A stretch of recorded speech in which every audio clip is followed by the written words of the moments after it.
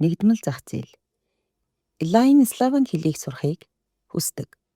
Тэр фош хэлийг сонгож тэрээр Варшавын их сургуулийн амралтын үеэр хэлний эрчимжүүлсэн сургалтанд хамрагдаж фош хэлний мэдлэгээ сайжруулахын тулд амралтаараа тэнд ажилд орох талаар бодсон.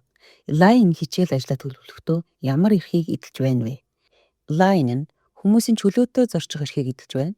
Энэ эрх нь Европын холбооны иргэдэд Европын холбооны бусад гишүүн орнуудад чөлөөтэй зорчих, суралцах, амьдрах, ажиллах боломжийг олгодог. Илтгэгчийн тэмдэглэл.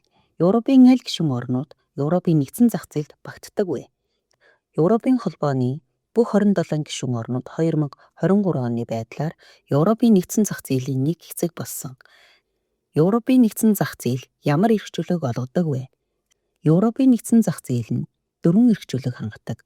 Хүмүүс чөлөөтэй зорчих, барааны чөлөөтэй хөдөлгөөн, үйлчилгээний хөдөлгөөн чөлөөтэй, хөрөнгийн чөлөөт хөдөлгөөн. Европын нэгдсэн зах зээлийн давуу тал юу вэ? Европын нэгдсэн зах зээлийн давуу талууд нь худалдааны саад бэрхшээлийг бууруулах, эдийн засгийн өсөлтийг дэмжих, өрсөлдөөн зах зээл болон хэрэглэгчдийн сонголтыг өргөжүүлэх. Хүмүүсийн чөлөөтэй шилжих хөдөлгөөн гэж юу вэ? Хүмүүсийн чөлөөтэй шилжих хөдөлгөөн гэдэг нь Европын холбооны иргэд Европын холбооны бусад гишүүн орнуудад ямар саад бэрхшээлгүйгээр зорчих, суралцах, ажиллах боломжтой гэсэн үг юм.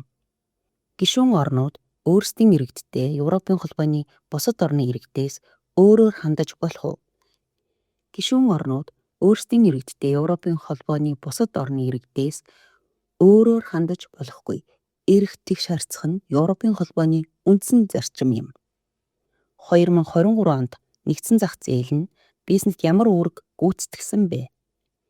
Нэгдсэн зах зээл нь 2023 онд бизнес эрхлэгчдэд чухал ач холбогдолтой, учир нь тэдэнд ямар саад бэрхшээлгүйгээр ажиллах боломжийг олгосон.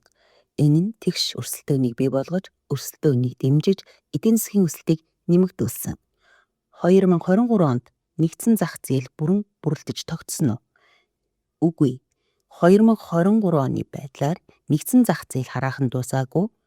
Мэргэжлийн ур чадвар, үндэсний татварын тогтолцоог хүлээн зөвшөөрөх зэрэг сорилтууд тулгарч байгаа тул эрчим хүч, тээврийн салбар дах саад бэрхшээлийг арилгах хэрэгтэй. Дотоод хэлэх хязгааргүй жинхэнэ орон зайн бүх салбарын бизнесүүдийн хооронд бүрэн өрсөлдөөнийг бий болгохын тулд цаашдын хүчин чармаалтыг шаардсаар байна.